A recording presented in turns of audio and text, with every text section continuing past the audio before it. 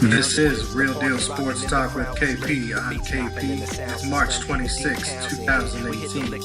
This is the Barbarian. Can you get down with this?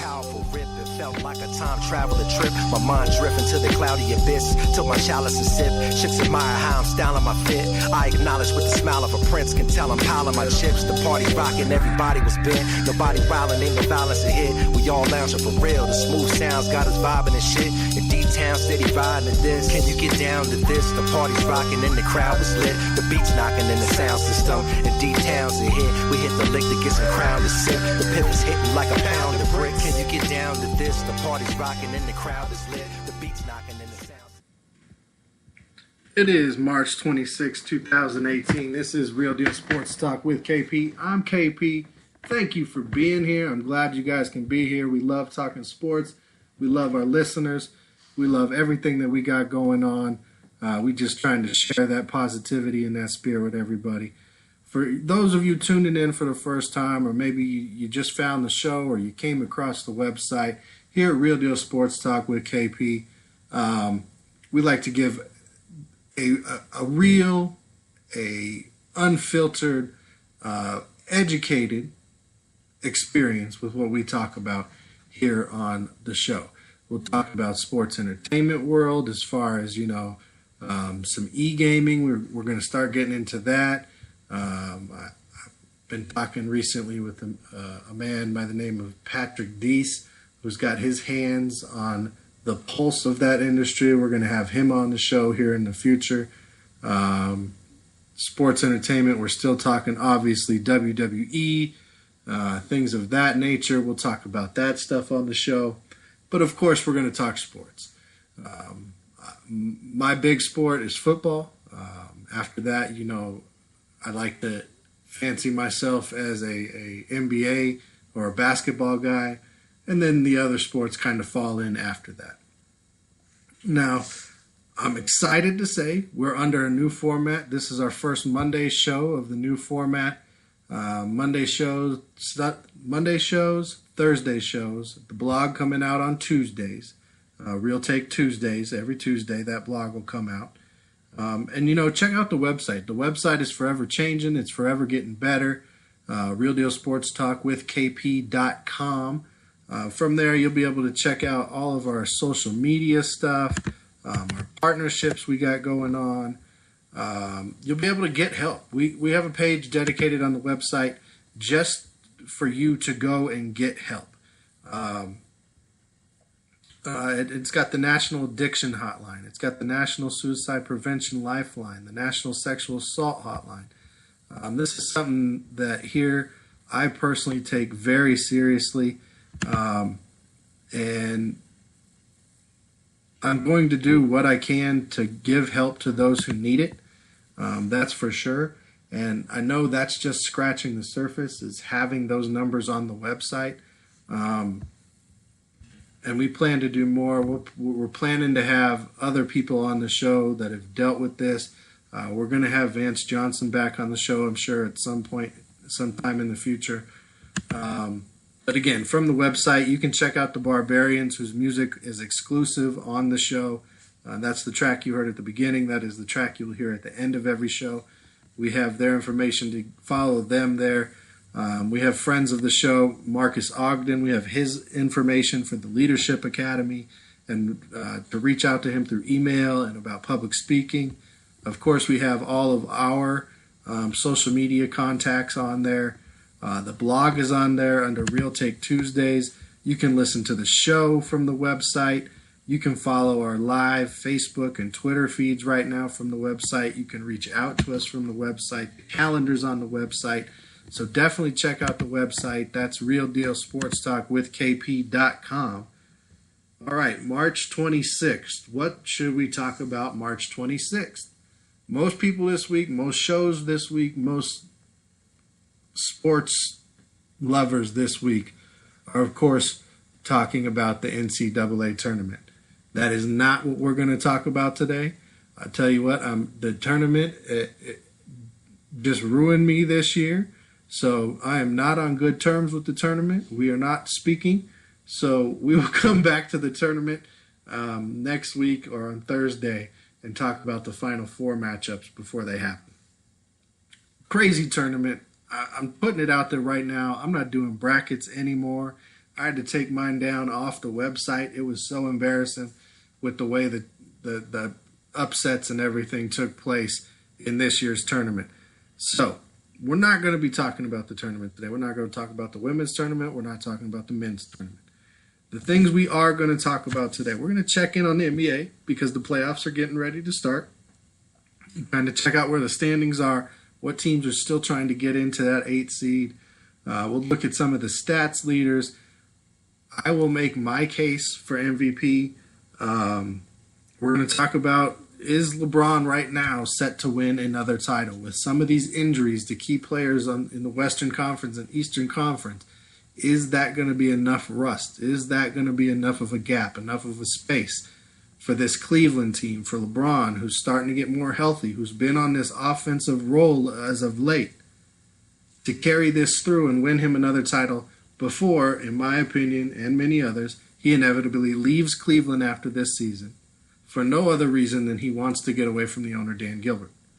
This has been a popular opinion. It's been talked about many places. Many people have their feelings about it. But I have a strong feeling that if the Cleveland Cavaliers were owned by anyone else, it would not be a situation where LeBron was again looking to leave Cleveland to go somewhere else to finish his career, more than likely.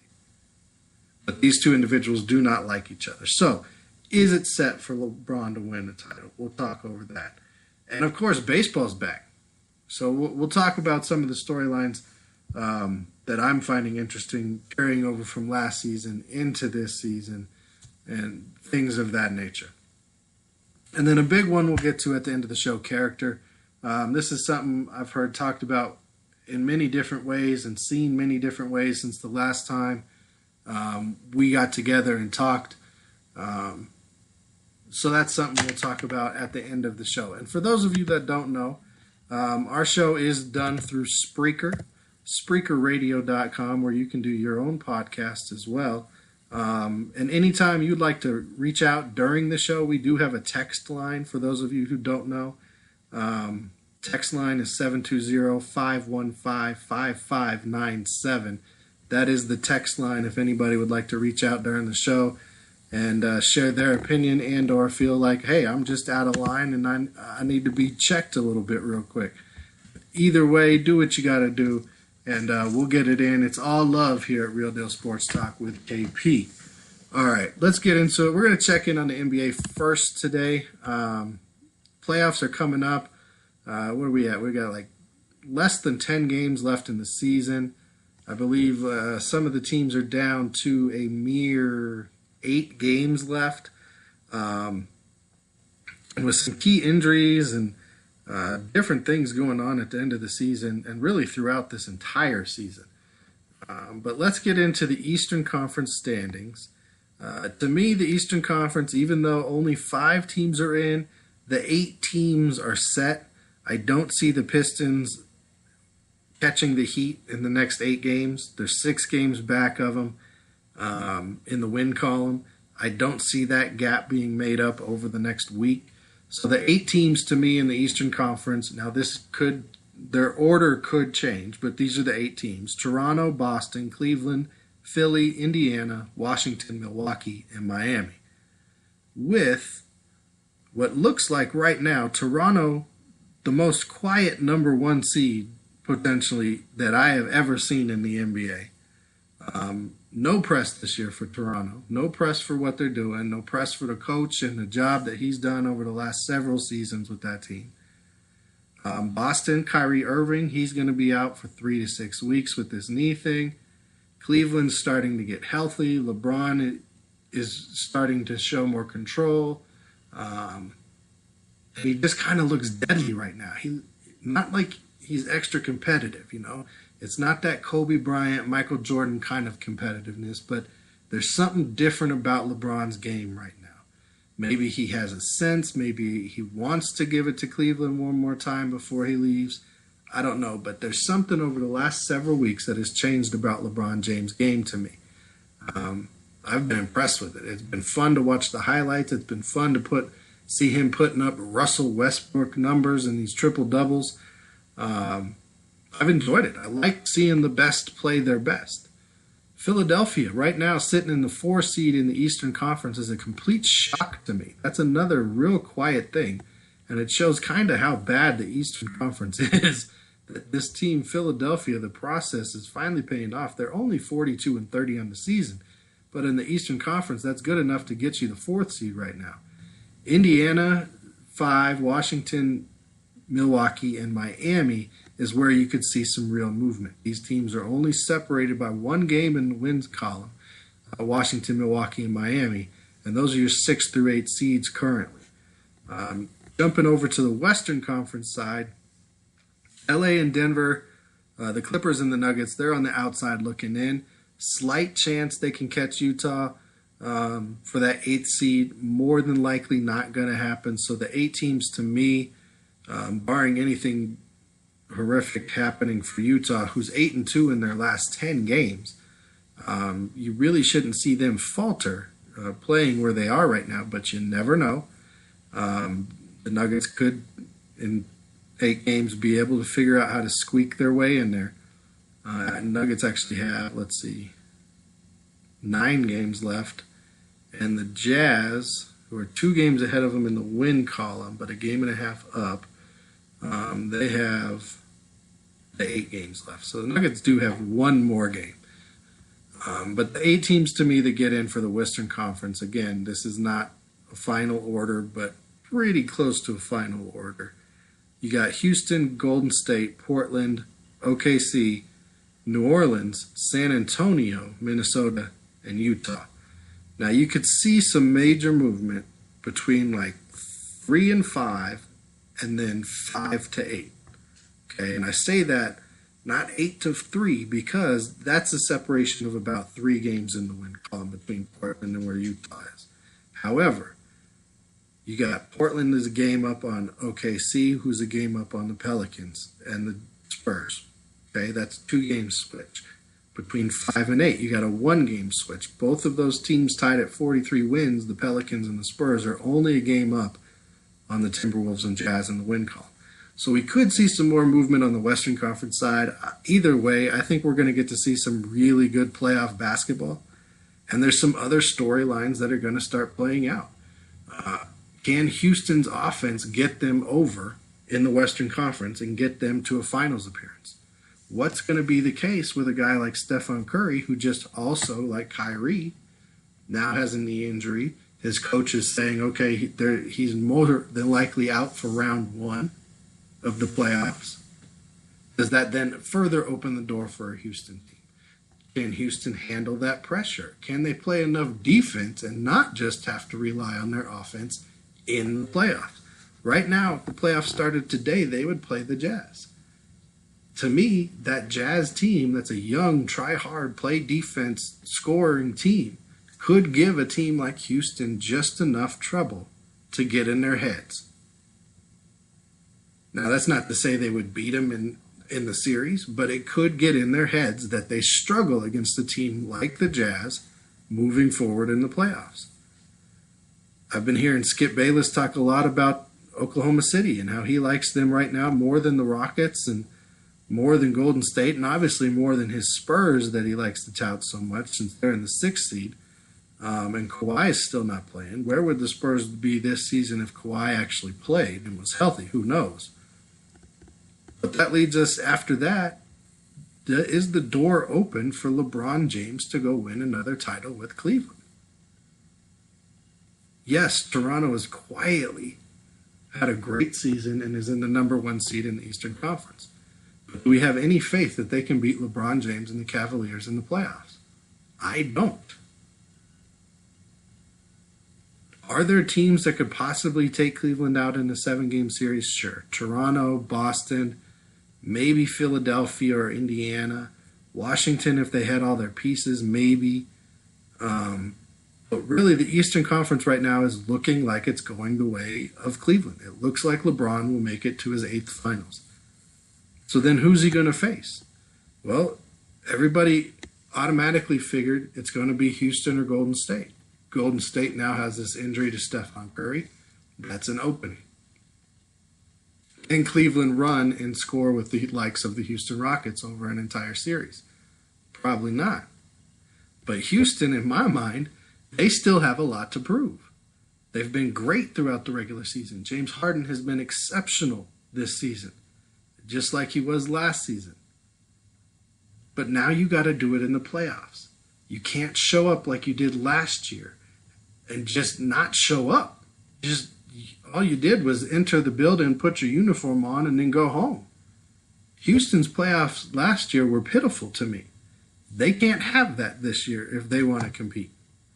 Because one of these other Western Conference teams in OKC or Portland or even the Pelicans, these teams that are hungry, these teams that got players that want it, they will go out there and get it in the playoffs.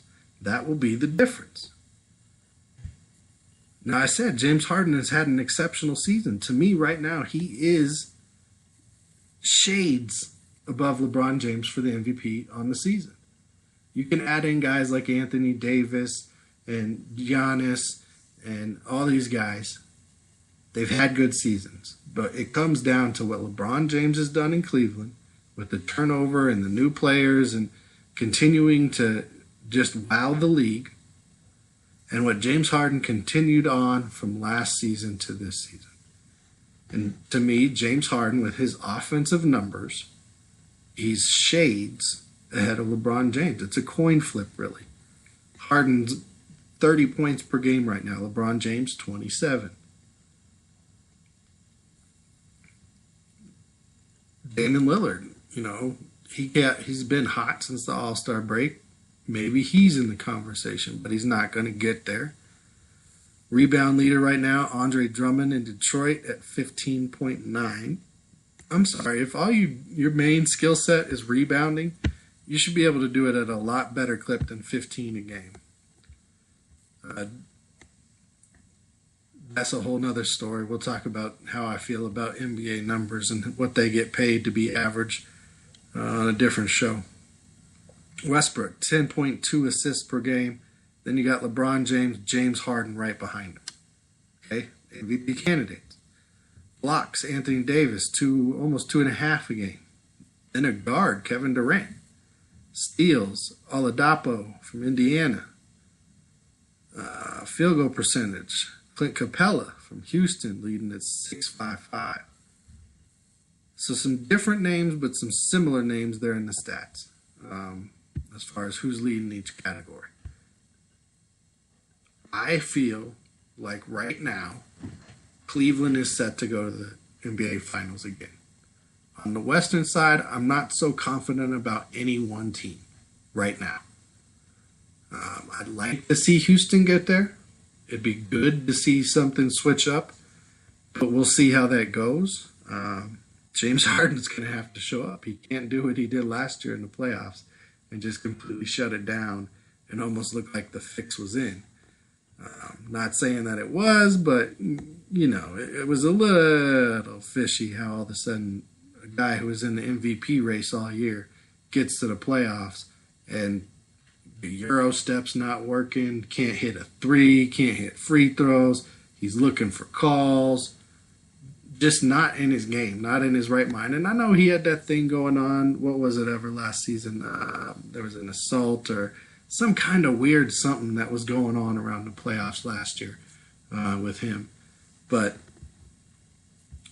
yeah, the door very well could be open for LeBron James to go ahead and win another title this season.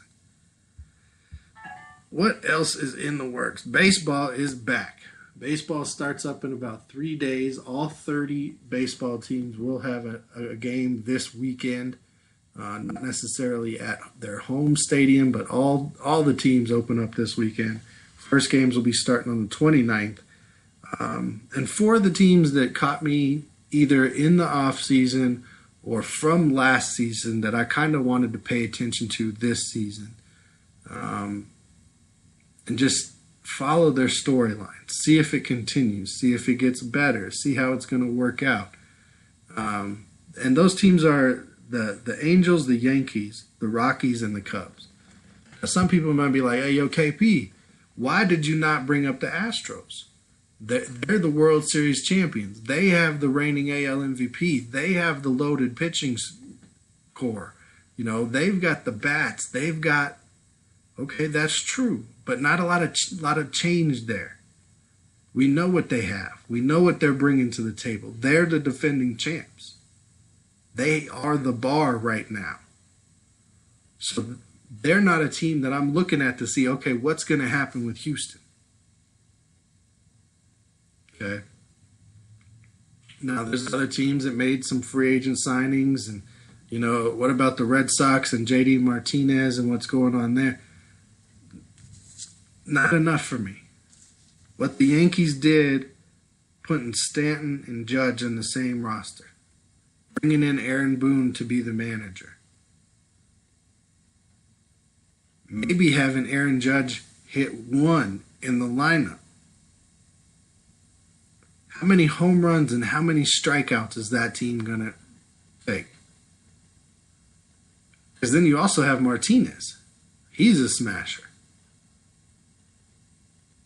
The Angels.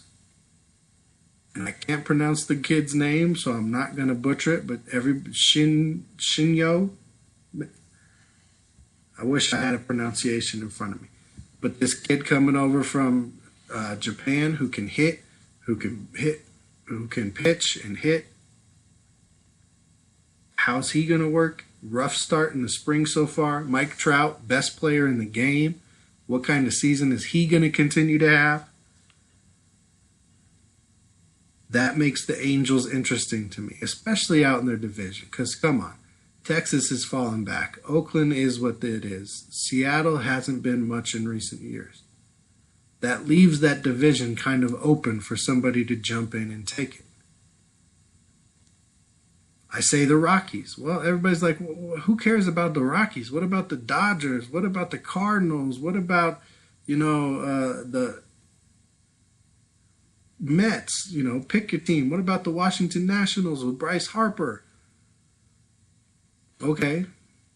Yeah, there's storylines out there, but here's why I chose the Rockies. The Rockies were a team last year that made big strides.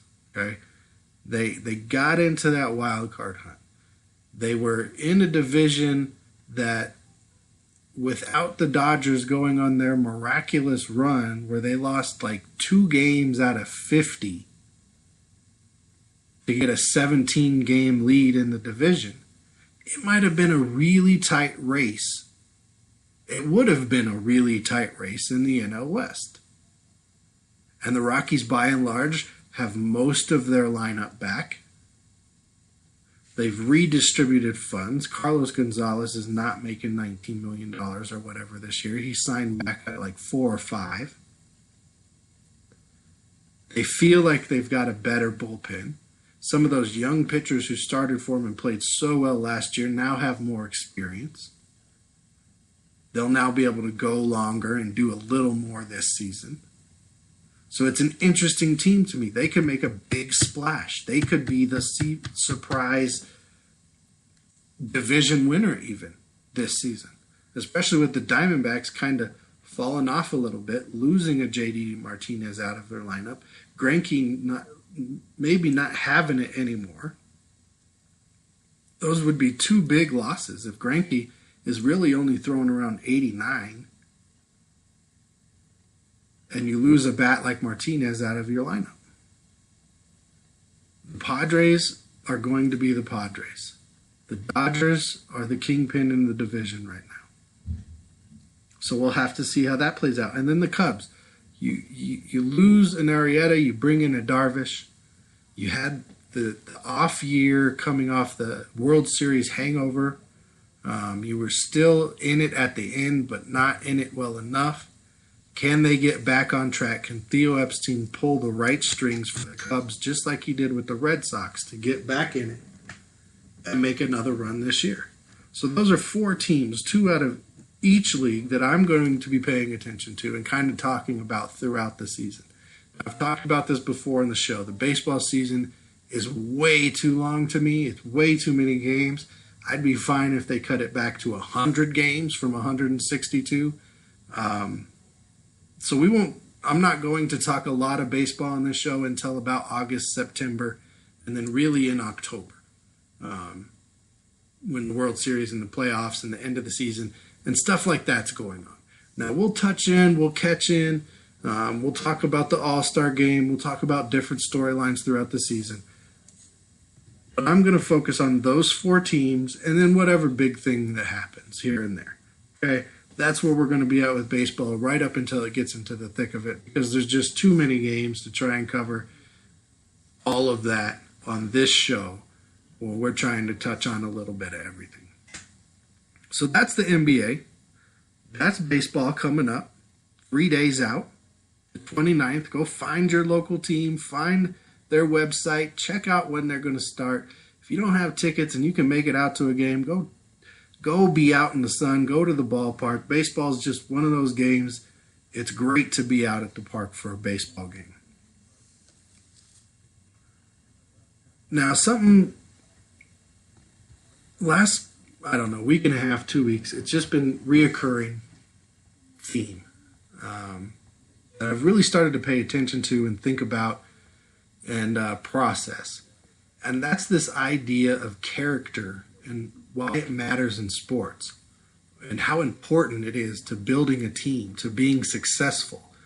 And I've had different people that I admire and that I look up to talk about it in recent weeks and talk about their aspect of it and body language and how you carry yourself and how that rubs off on your teammates and how that can bring your teammates up or down and affect a game or affect a season. And there's so many aspects that you learn or can learn with having the proper coaching and being on the right team and being part of that right group of people as they come together. And I've heard Marcus Ogden, who's a friend of the show, talk about it in recent days as he talked to Anthony Lynn, the head coach of the Los Angeles Chargers, formerly a running back in the league. And they're guys that they know each other. So they sat down and they were talking about it. And they were talking about how important character is. And you want to have a guy with high character.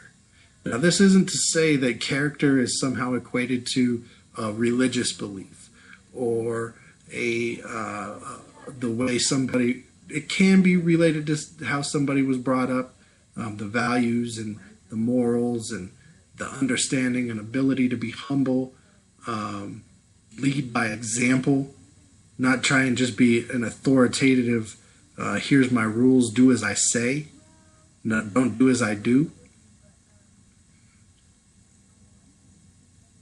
But having those people with that high character, they're going to come in and be good people and work hard and do what they're supposed to do.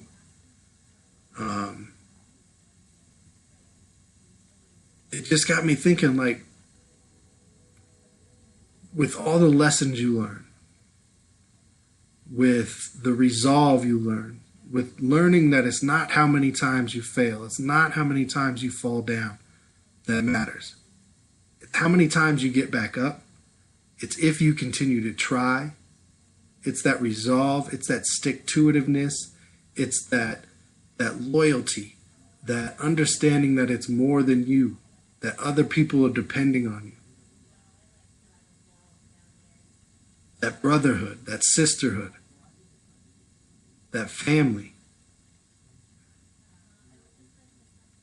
And this week, Gino Ariema, the head coach of the UConn women's basketball team, talking about body language and how he would sit the best player on his team if their body language is off, for as long as their body language is off. That is another aspect of character, being able to shrug off something negative that just happened and still be into it for your teammates. Josh Allen at his pro day this week, getting water for his teammates. When most of those scouts are there to see Josh Allen and he might not have another teammate that gets drafted, he's running around showing character, getting them water, rooting them on, cheering them up. Having that high character being a team-oriented person, not worrying about your stats and your numbers and looking at the scoreboard going, why should I care? It's what about me, me, me, me, me, as Gino said.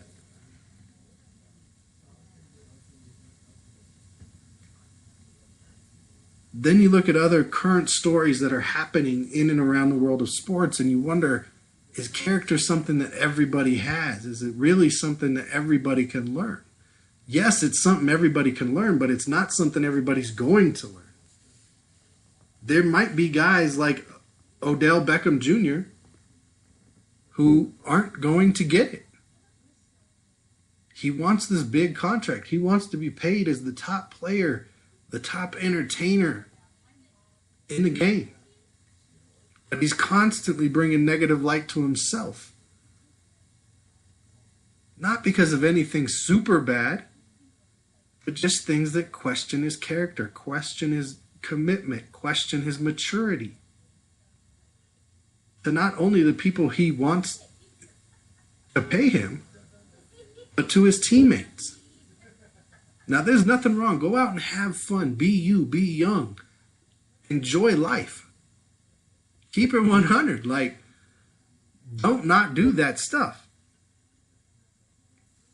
But when your owner, when John Mara starts coming out and going, you know, we're in contract talks and character's important, and I'm sick of hearing about stories about OBJ, well, all of a sudden your character is coming into question. Now it's not only about your athletic prowess. Now it's about how you are affecting this team. Because now instead of focusing on this team and what we got to do, we're busy answering questions about your party. And if you got knocked out at a club. And if you're involved in this lawsuit. And did you do this over here? And are you doing this thing?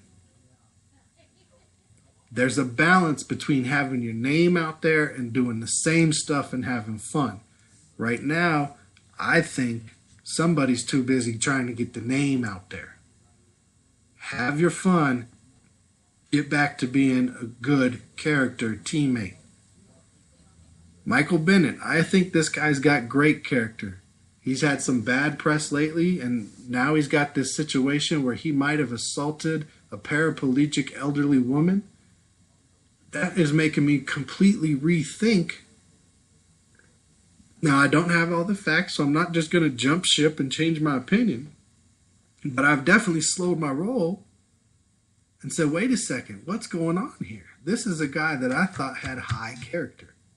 This is a guy I thought was a good teammate, who took care of his guys, who cared, who understood there was ups and downs and negative stuff in life and that you had to do something about it and with it to overcome.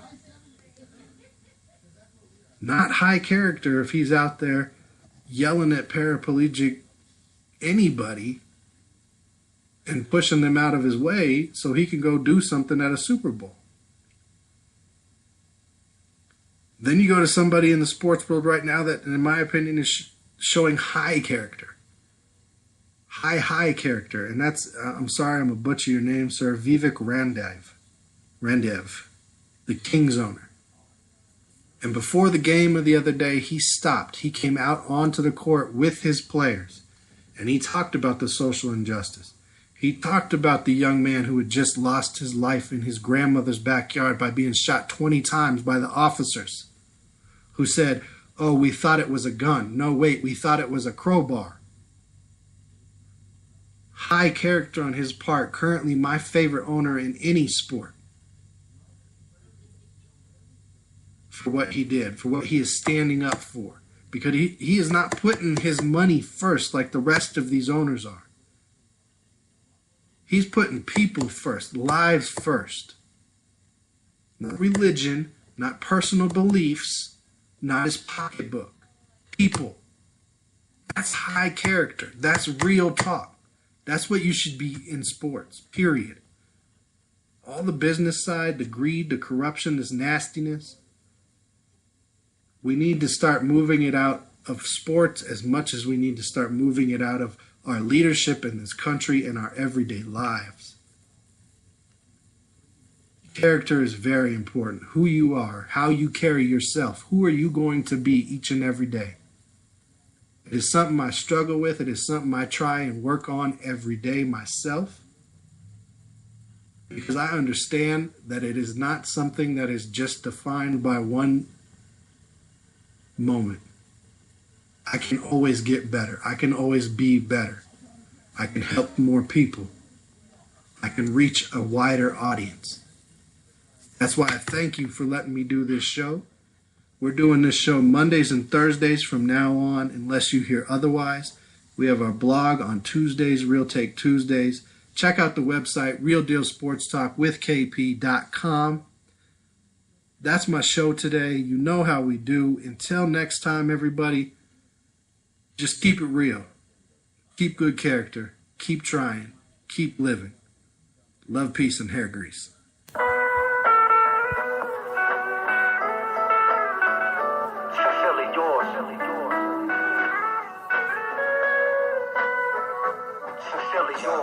Dear Reverend, I can't believe you damn near 7. I wrote this letter to tell you that you a real blessing. And I don't even believe in heaven, with the exception. If it's really real, then no question that you would be the essence. You the best thing that happens inside I met your mama. Nothing makes me happier than the honor of being your father. Ever since Shatana laid up in the labor room, I can't believe how much a new baby could really change a dude. You was a planned birth, walk around with diaper bags like a man purse. I was prouder than any man on earth. Your first birthday, time flies in the worst way, cause just the other day you was trying to climb out the learning cage. Now you running and jumping, laughing with so much joy, no greater satisfaction than when you holding your baby boy. Star Wars, dinosaurs, all the latest toys, I give it to you all, anything you could ever ask me for. I send a kite to the loved ones within my life, cause you're the inspiration for which I write. Sincerely yours. To my dogs who rep the squad from day one, we're saying thanks, bro, for embracing love. Sincerely yours. To all the fans who keep records spinning like ceiling fans and giving us a chance, your extended fans. Sincerely yours. When I'm falling, my physical form is dead and gone, you can play this song in memory of. Sincerely yours. Dear Mom, I'd just like to thank you for being strong. You could have gave up, but you just kept pressing on. Lost most of your vision, but I wanted you to see deep down inside what you really mean to me. Bend but don't break, don't ever get it confused. The survivor of the physically and mentally abused. We are all God's children, but you are like an angel. My whole being formed in your womb, and I'm thankful. Long, hard hours on the grind in a bus, but you always found time to take care of all of us. I'm not rich with money, I'm wealthy, because you taught us always exercise and eat healthy. No father around, so I should have been a fool, but instead got a full ride scholarship to school. Always tried your best, never gave us bad advice. In the dictionary, see your picture next to sacrifice. I love you. I send a kite to the loved ones within my life, cause you're the inspiration for which I write. Sincerely yours. To my dogs who rep the squad from day one, we're saying thanks, bro, for embracing love. Sincerely yours. To all the fans who keep records spinning like ceiling fans and giving us a chance, your extended fans. Sincerely yours. When I'm falling, my physical form is dead and gone, you can play this song in memory of. Sincerely yours. Sincerely yours. Sincerely yours.